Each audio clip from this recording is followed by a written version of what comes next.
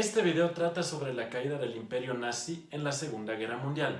Les explicaré lo que está pasando en los frentes, cómo estaba sufriendo la población alemana en los últimos meses de la guerra y por qué el régimen nazi no se rindió hasta el amargo final. En pocas palabras, todo lo que tienen que saber.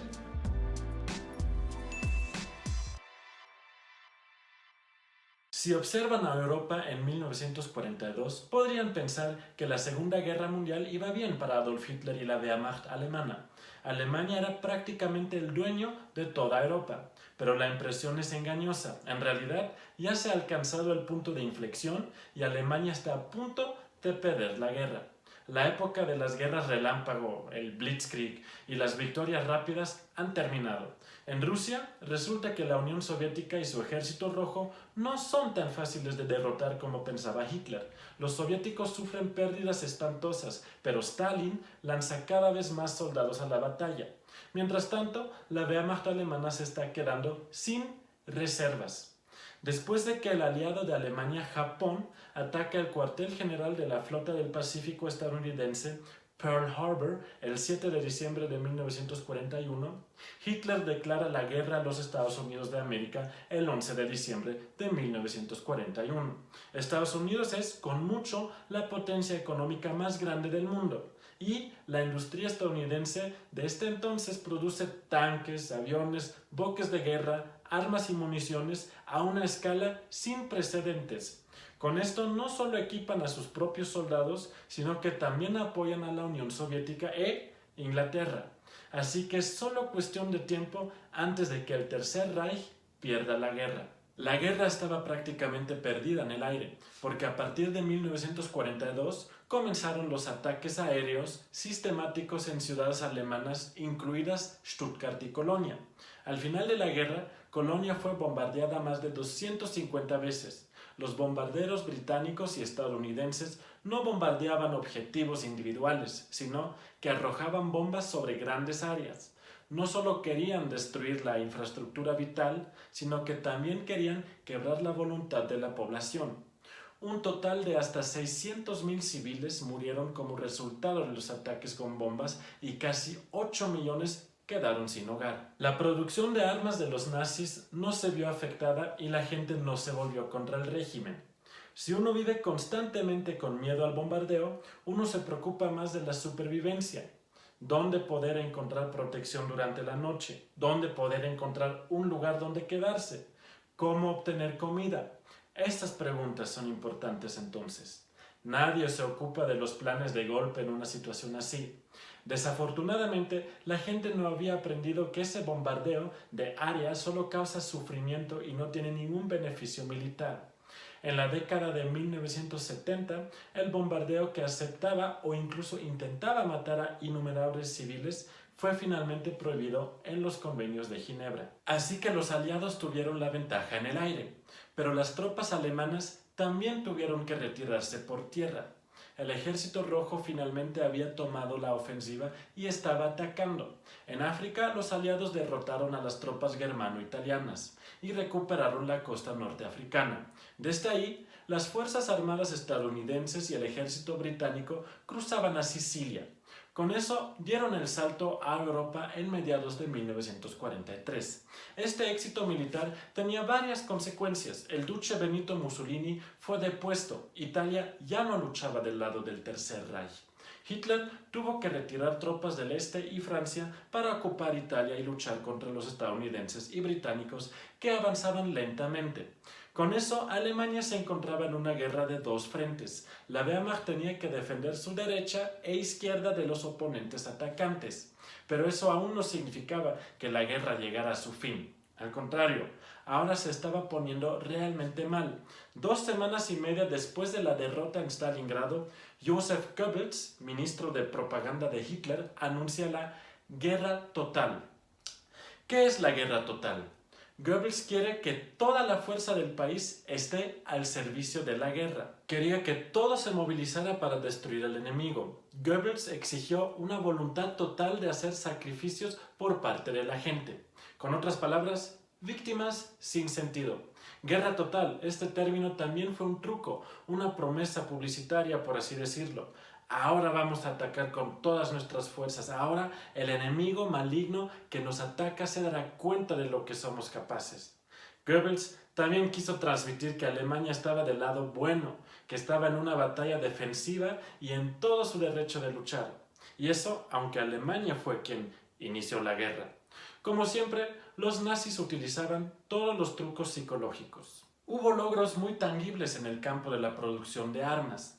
Entre 1942 y 1944 se multiplicó la producción de tanques y aviones. El entonces nuevo ministro de Armamento, Albert Speer, consiguió millones de trabajadores más baratos.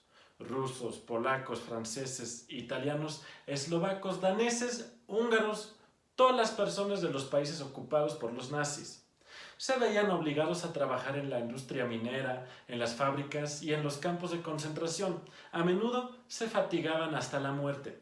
Sin embargo, en términos de producción, Alemania estaba muy por detrás de Estados Unidos y Gran Bretaña. Ya lo he dicho, económicamente la guerra no se podía ganar por el Tercer Reich. El 6 de junio de 1944 comenzaba la invasión de los aliados occidentales en el norte de Francia. Era la compañía de aterrizaje más grande en la historia de la guerra, con más de 6.000 barcos, más de 11.000 aviones y cientos de miles de soldados. Pero la propaganda nazi incluso vendió el ataque como una gran oportunidad. Hasta entonces el enemigo no podría haber sido derrotado porque estaba en Inglaterra. Pero ahora que estaban al alcance del ejército alemán, finalmente podrían ser destruidos. Otra mentira propagandística. Y nuevamente la realidad se veía diferente. Los aliados occidentales lograban capturar cabezas de puentes y luego hacían retroceder a los soldados alemanes. En el este, el ejército rojo atacaba con fuerzas renovadas y podían lograr victorias decisivas. Ahora que todos pudieron ver que Alemania perdería la guerra que comenzó, los aliados se estaban alejando. Rumania, Bulgaria y Finlandia se salieron de la guerra.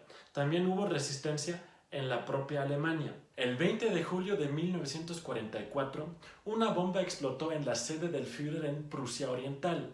El oficial de la Wehrmacht, Klaus Schenk-Graf von Stauffenberg, los colocó ahí. Él y sus co-conspiradores querían matar a Hitler y poner fin al dominio nazi en Alemania. El golpe falló. Hitler sobrevivió y los conspiradores fueron fusilados.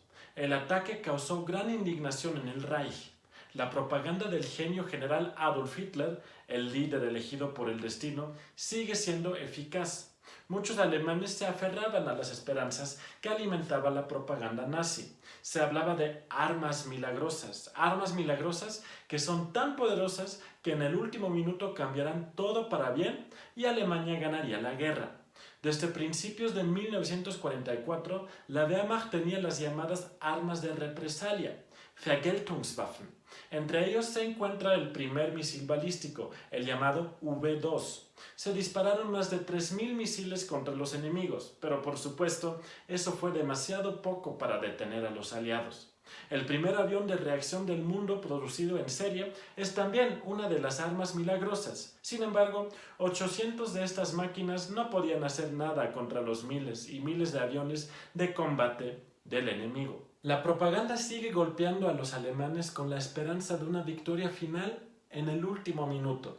El intento de asesinato de Hitler no es muy bien recibido. La policía estatal secreta, la Gestapo, aprovechó la oportunidad para atacar a todos los opositores en su tierra natal. Bueno, prefiero decir supuestos oponentes. Comienza una verdadera locura.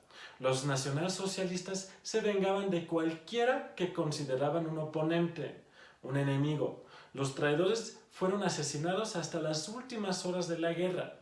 Los nazis se volvieron locos de ira por su propia derrota. De todas formas, Hitler quiso luchar hasta el final. Quería caer heroicamente. De hecho, la Wehrmacht lograba detener a los estadounidenses y sus aliados en el Rin. A mediados de diciembre de 1944, incluso lanzaban un último ataque, la Batalla de las Ardenas. El comandante en jefe Hitler en serio quería repetir el plan de 1940 con el que la Wehrmacht pudo conquistar Francia. Sin embargo, eso no funcionaba. Por fin, decenas de miles de soldados fueron enviados de nuevo a la muerte sin ningún sentido. Las últimas reservas se activaban para el Volkssturm, las tormentas del pueblo, por decirlo así. En octubre de 1944, los hombres mayores de 50 años y los niños mayores de 16 años debían servir como ejército de reemplazo adicional, pero el régimen no tenía suficientes armas para equipar al último contingente. Solo en el este, donde algunas ciudades se defendían desesperadamente del ejército rojo, había despliegues del Volkssturm dignos de mención. La razón volvería a ser la propaganda nazi. Los alemanes estaban aterrorizados por lo que los nazis llamaban subhumanos rusos que ahora estaban invadiendo su país. De hecho, tenían muchos motivos para tener miedo, porque los soldados alemanes cometieron terribles crímenes en Rusia. La Unión Soviética contaba con alrededor de 13 millones de soldados y quizás 14 millones de civiles como víctimas de la guerra. Por tanto, estaba claro que los alemanes del este temían la venganza del ejército rojo, ya sea terror contra la población cansada de la guerra, armas milagrosas y Volkssturm. La guerra estaba perdida. Millones de soldados alemanes fueron hechos prisioneros de guerra. Millones de familias estaban huyendo de los lugares donde vivían anteriormente o estaban siendo desplazadas. Innumerables mujeres fueron violadas. Lo que les estaba pasando a los alemanes entonces fue lo que les hicieron hace años a quienes los atacaron. Está claro que el sufrimiento no se puede compensar con sufrimiento. Los alemanes han causado mucho dolor y ahora parte de ellos los estaba afectando en su propio país. El 25 de abril, estadounidenses y soviéticos se encontraban cerca de Torgau, junto al Elba. El 30 de abril, los soldados del Ejército Rojo izaron la bandera soviética en el edificio del Reichstag en Berlín. Adolf Hitler se suicidaba en su búnker de Berlín. De esta manera evadió un juicio y su justo castigo. La propaganda afirmaba que el Führer luchaba contra el enemigo hasta su último aliento. Fue la última mentira del régimen. Hitler se suicidó cobardemente. El 8 de mayo de 1945, la Segunda Guerra Mundial en Europa terminó con la rendición incondicional de Alemania. Así terminó la Segunda Guerra Mundial en Europa. Si desean obtener más información al respecto, todo lo que tienen que saber pueden encontrar aquí en el canal. Y por supuesto, deben suscribirse al canal para así no perderse nada en el futuro. Gracias por ver este video y hasta la próxima.